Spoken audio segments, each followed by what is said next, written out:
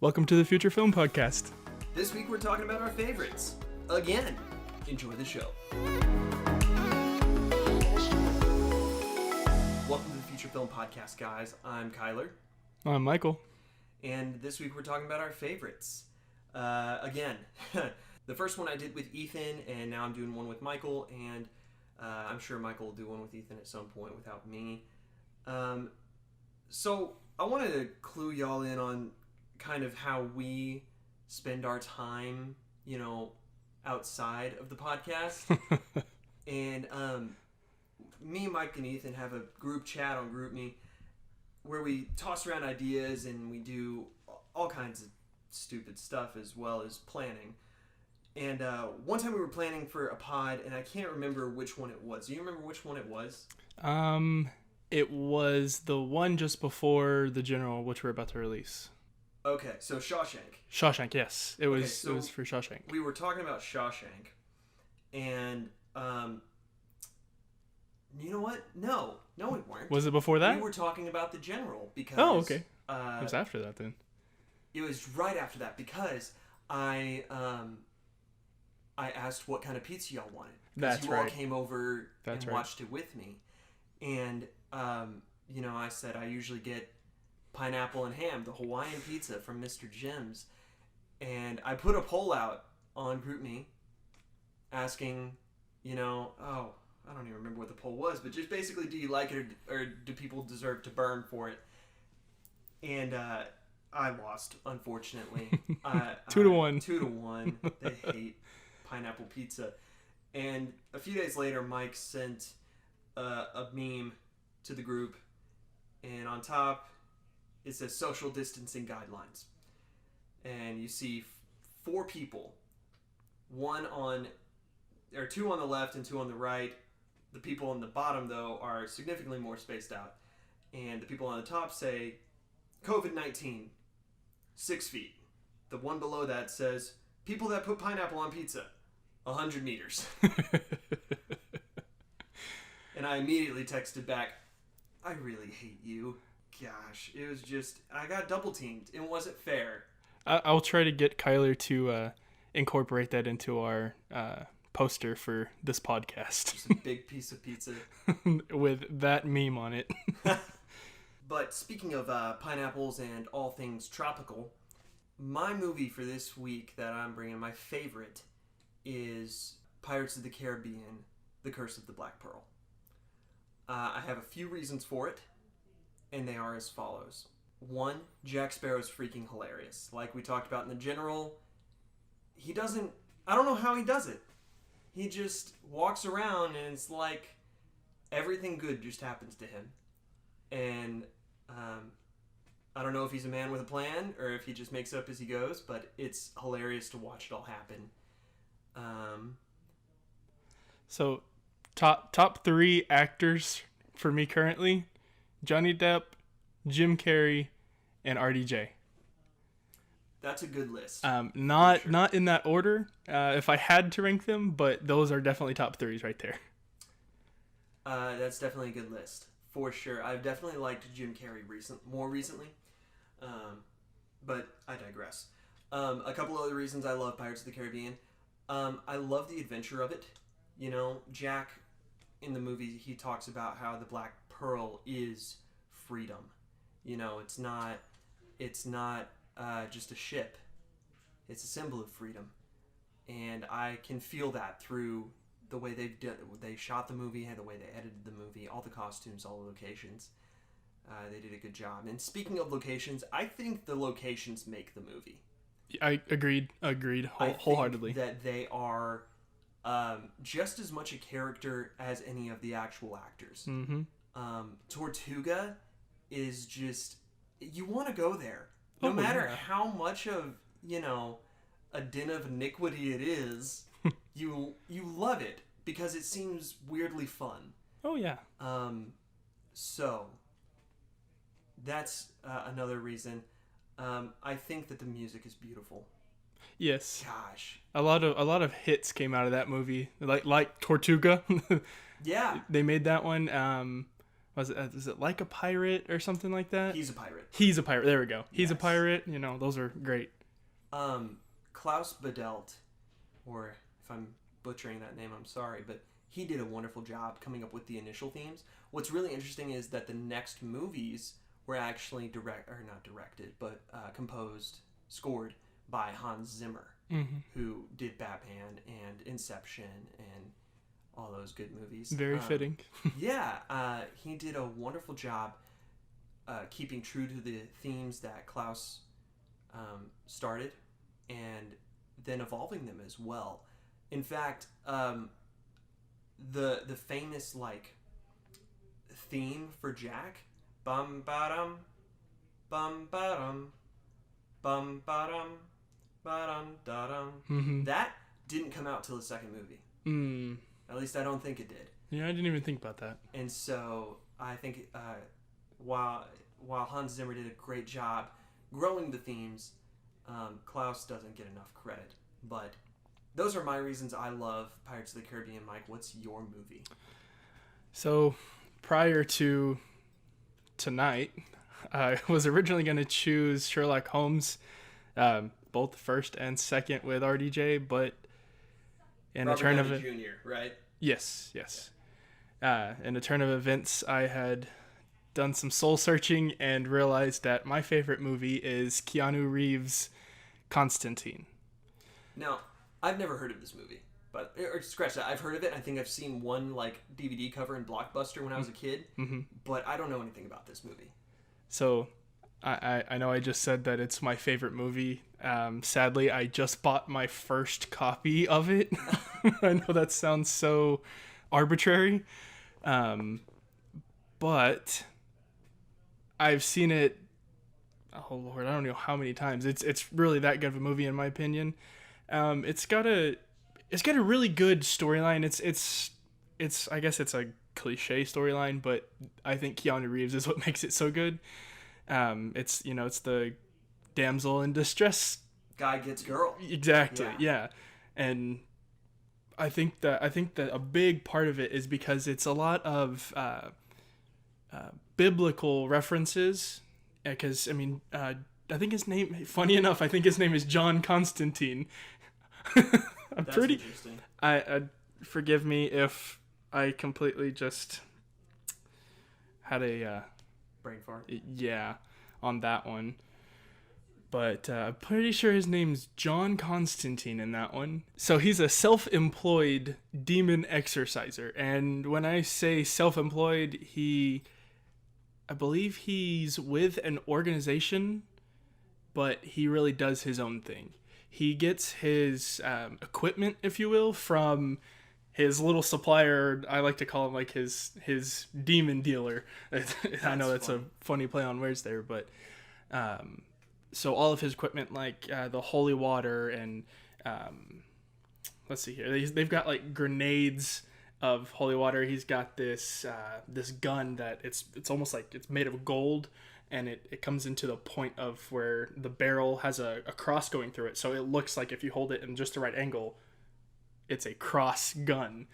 So that's interesting. Yes, to say the least. Kind of cool. Is this a horror movie?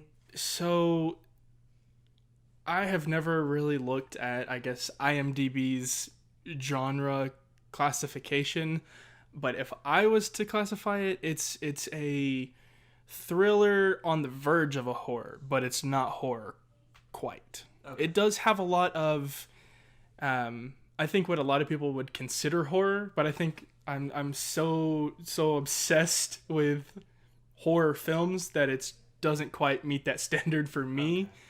Okay. I guess if the people that classify going to hell and getting chased by these unspeakable demons that they have like half heads and their eyes are sunken into their skull, and they walk on all fours, and they're in this wasteland. This is a very specific scene that I'm talking about, and for those of you all that have seen this movie and know the scene that I'm talking about, y'all know exactly how creepy and honestly well put together that scene is. It's a lot of CGI, but producer, director did an amazing job with that film, and especially that scene. And like I mentioned earlier, it's got a lot of biblical ties and stuff that relates to specific cultures. That's what I enjoy a lot of. So like Kyler and I were speaking about earlier, I just got done watching the movie 300, and I am heavily into the Greek culture. I love everything that the Spartans are about. That speaks heroism. Spartans aren't Greek. Okay, yes. So that's my history minor coming through. Yeah, so but they are, I mean, they're closely associated. They're, how do I say this? They are, you know what? Actually, let's look that up real quick. Okay. All right, so you're wrong. All right, so I just arrived at, it's called the Ancient History Encyclopedia, and it's .eu, so as you know, it's a credible website. I just Googled it. And it says that Sparta was one of the most important Greek city-states through the Archaic and Classical periods. I looked up what ethnicity were Spartans, and they said ancient Greek. Well, I'm a bad history minor. Sorry, don't listen to me. Well, I'm glad we clarified that one up. Greek mythology is really where I was going with this. We digress. Yeah. So, back to our main point here with Constantine. It is a great movie overall. There are definitely the ups and downs in that movie, just like every other movie. But it is, I think the main reason it is my favorite movie is just because, just like in John Wick, Keanu Reeves, once again, is the baddest man alive. Okay, since you brought up John Wick, we need to talk about John Wick. Okay, so for everyone listening, me and Mike had a little bit of a conversation. We had the start of a conversation earlier tonight, and I stopped him before I stopped myself before I got too far gone into it, because I was like, stop, shut up, we need to save this for the podcast. We need to save it for the podcast. And we started talking about John Wick, the first one, and his opinion of it was that it was really freaking good. And my opinion of it was not that good. And I want to talk about why we have these opinions. I'll go first, just for ease, of speaking. I don't think it's that strong of a story. Sure, he's a total BA, with all his skills that he has, but his wife died, and he was emotionally distraught, understandably. But then when who you find out is the bad guy comes and steals his car, and John tries to stop them, they kill his dog. And that's what sends him on a rampage. For 2 hours, he kills people because they broke his dog's back. Which, I mean, that's awful. I would hate to have my dog's back snapped in half. But, that's not a strong story point, man. That was very explicit. If anything, kill the wife on screen. That at least gives you a reason to go after people. So, this is where we started having the quote-unquote disagreement. I believe that dog represent more than just a dog. And, I mean, obviously any film enthusiast is going to see that dog wasn't just, a dog. That was, I believe... You insult me, sir. I believe that his wife left that for him. It came about somehow to where she died, and then boom, there's a dog at his doorstep because she ordered it for him, or I can't remember the specifics. It's been a while since. She wanted him to have some kind of companionship. Mm-hmm. So with that dog, it resembles. I think it resembles her more than anything else, and I think that like you just said, murder her on screen. They did murder her on screen, just not her person, her representation, what she was represented as. Her memory. Yes. So what they did was they came in and they crushed that memory of her, and that is what I believe sent him on that rampage. Versus, it's just a dog. I don't care. I knew you were gonna say I that. don't care. It's stupid. Oh Lord. I understand symbolism. That's a weak thing to symbolize.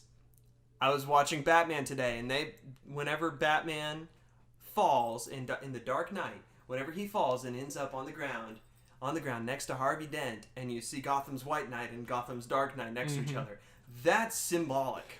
Yeah, I agree that they could have gone further with their symbolism in that movie. I very much do. And, you know, if I had the option of going back and rewriting that specific scene, I would make it to where there's something else that made him go on that specific rampage of, you've taken everything from me, literally. Now it's time for me to, you know, get back in the game. So, like, I agree with you that the representation could have been a whole lot different. And I mean, I think that is kind of cool, your point about it being her memory, or the memory of her and the representation of her. I think that's cool. I mean, I never thought that deeply about it because I was kind of sitting there, jaw wide open at the screen, thinking he's going on a rampage because of a dog. Now, if I had taken some time and thought about it and reached that conclusion, sure, I can see why that's, you know, sending him on a rampage. Now, I want to talk about how the rampage concludes. Because he goes on a 2-hour rampage, like we've said, and after this dude who broke his dog's back. Now, he searches the city, the world for this guy. I don't know if it actually is the world. It's been a while since I've seen it, but at least a city for this Russian kid. Yeah, the one person that did that. And the action's awesome. Like, it's great. If I didn't know any better, I'd say Michael Bay made this movie. There'd need to be more explosions. Oh yeah, way more explosions. Yeah, it's definitely not a Michael Bay movie, but it's Michael Bay-esque. Fair. It's definitely in the vein of like Matrix and Keanu Reeves. Keanu Reeves, yeah, exactly. I guess I should say it's Keanu Reeves-esque. Yeah, really. But I hated how the bad guy was killed, because you're searching this whole time for this one guy, and he has eluded you. So when you say the bad guy, do you mean the guy that killed the dog, or do you mean the ultimate bad guy, which is the father of that son? Okay, that's fair. I mean the guy who killed the dog, because that's the goal. Yeah. That's the goal. No matter what is set up after that or whatever else has to happen with the father, the goal is the kid. There should have been more payoff. I completely agree with that. Because he's running around the whole city, killing so many people and breaking people's arms and faces. Literally. And yeah, seriously.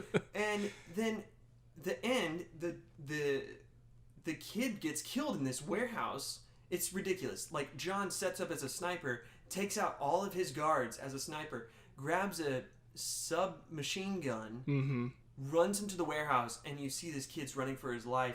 And I kind of remember that it was in slow motion, but I don't really know if that's right. But it just really bugged me, because it's like, this kid's running. John finally gets the upper hand after 2 hours. Why couldn't have this happened sooner? If he just comes up behind him and shoots him 3 times in the back? Yeah, if John Wick is the professional that he says he is, it would have been a lot quicker. I agree with that. I mean, he's certainly a professional. Oh, yeah. But it's just like, what? I don't know. Maybe he needed to be standing at the edge of a building. Something. There needed to be something there. And I was really let down by that. I want to hear all you listeners' opinions too, because I might be wrong. I don't know. But what do you think, Mike? Okay, so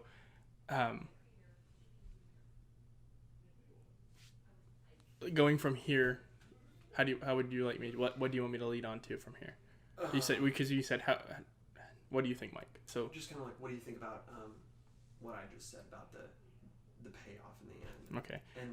And then I wanted to add. I want to clarify something. So, how we said that, like, Spartans aren't Greek.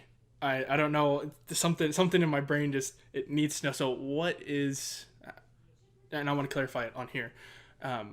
What are Spartans? Like, what race? I guess, because when I look Spartan. So yeah, from Sparta. Yes, from Sparta. But and it says that okay, so this is very internet-ish. It says that modern Spartans are modern Greek people. So that kind of didn't make too much sense to me. Sparta was a prominent city-state in ancient Greece. In antiquity, the city-state was also known as... So they were Greek. In a way, they were Greek. Well, they were a city-state, yeah. So they are Greek. So, okay, so yeah, I thought... They're Peloponnesian. What ethnicity were the Spartans? Ancient Greek. Okay, so I'm wrong.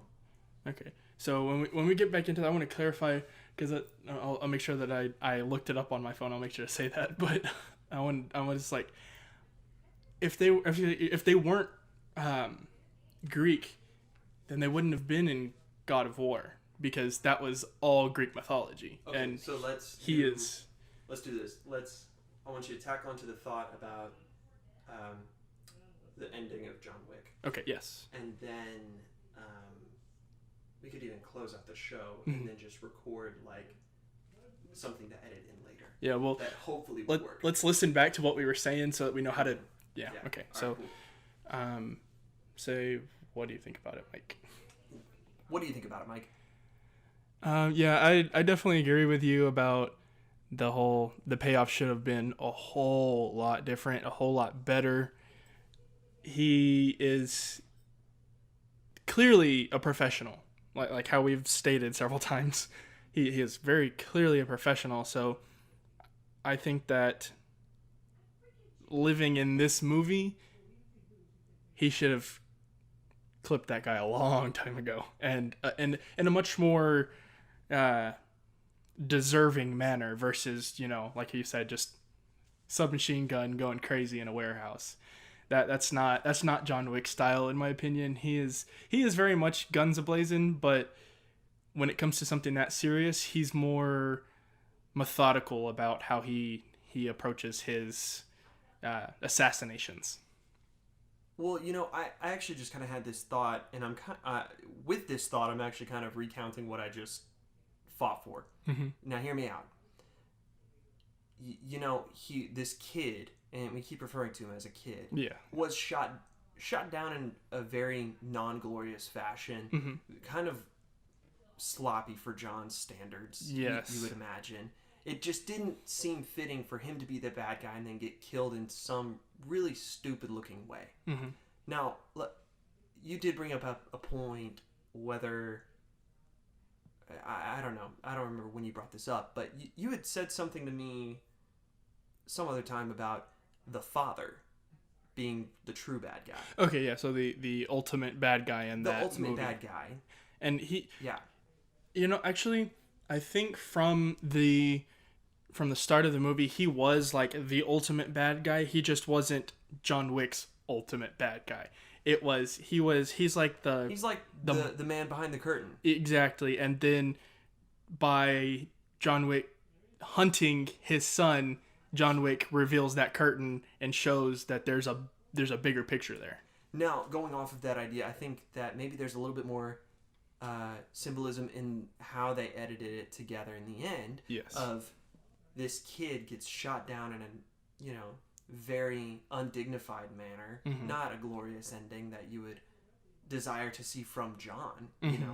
But then later, a few minutes later in the film, you see this really awesome fight between John and the kid's father, mm-hmm. who is the ultimate bad guy. And maybe they're trying to say something with that, and maybe I'm reading way too much into this. But I mean, it's an idea, right? That's what film enthusiasts are for. I mean, maybe really what they're trying to say is that this kid was small potatoes, mm-hmm. And mm-hmm. that the father's the real bad guy, and that's why they gave him such different fights to the death. Yeah. Ending fights, you know what I mean? Yeah, John Wick and the father, obviously, I mean, if you know what a film is. He had the better fight, the better. I think he had the longer death scene, if you will. Can't even remember. Did he die? The father? Yeah, because Okay, they I were. remember. I think he was just about to get away on his helicopter, or something of that sort, and John Wick got to him before he could do that, and they had like the final shootout on the helicopter pad, and if it wasn't on a helicopter pad, it was No, it was a helicopter. Okay, then it was there. Okay. Okay.